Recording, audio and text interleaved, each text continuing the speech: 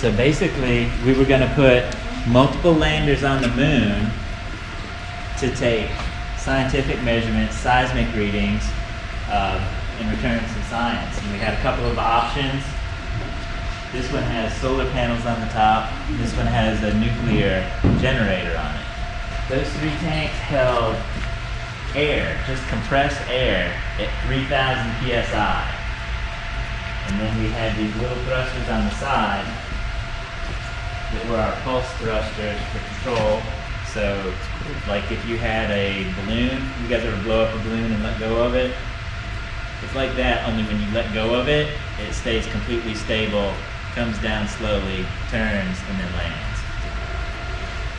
So this was fully autonomous, like when you guys send the robot off at launch to go do a mission, that's what we would do with this.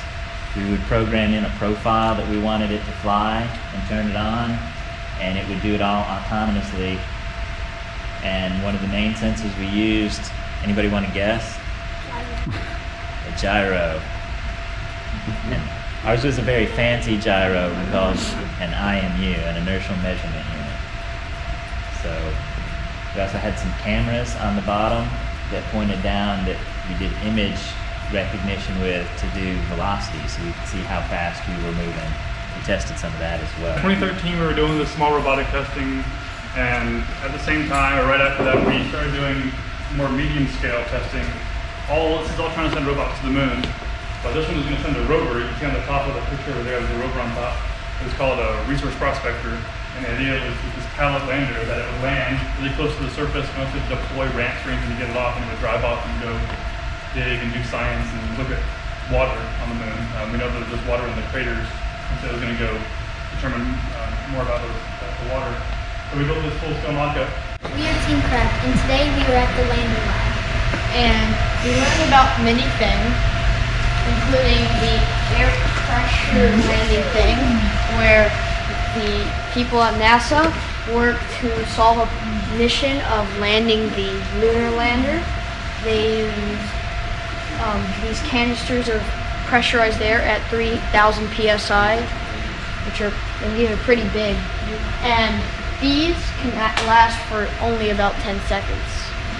And at the bottom here, there's some pulse thrusters, which also help it land.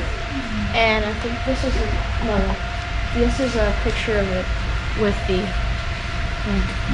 They also considered using peroxide, and Zach's gonna talk about it. Lift this machine off the ground, they use peroxide, and the peroxide, it was kind of dangerous because they use industrial peroxide, and right here you can see a picture of all the white.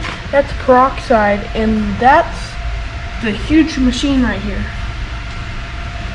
And then this peroxide, because it's 90%, it was really dangerous. Because if it touches any organic material, it will burst into flames. Now Graydon's going to talk about the sensors. As you can see here, this robot has a gyro sensor. The gyro sensor, it has the same purpose as one we use on our robot. For example, we use, if our robot was supposed to be like this, the gyro makes sure that the robot isn't like this. And the same is with this robot, for example.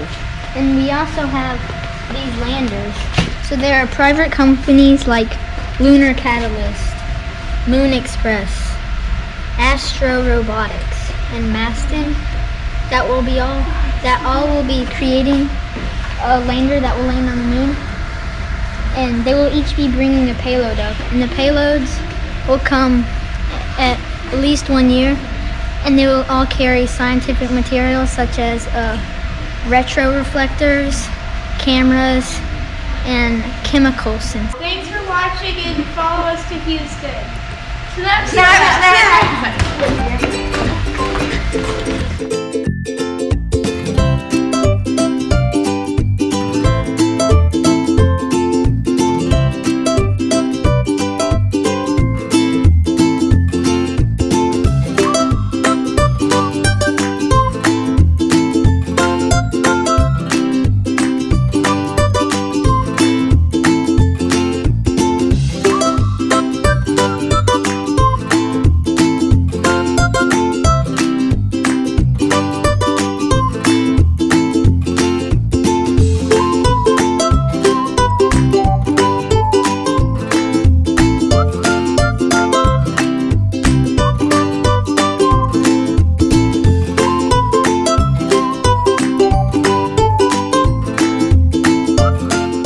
our mentor said, this can melt our robot. I'm going to talk about the gyro, also known as the gyro or the gyro, but more sensibly the gyro.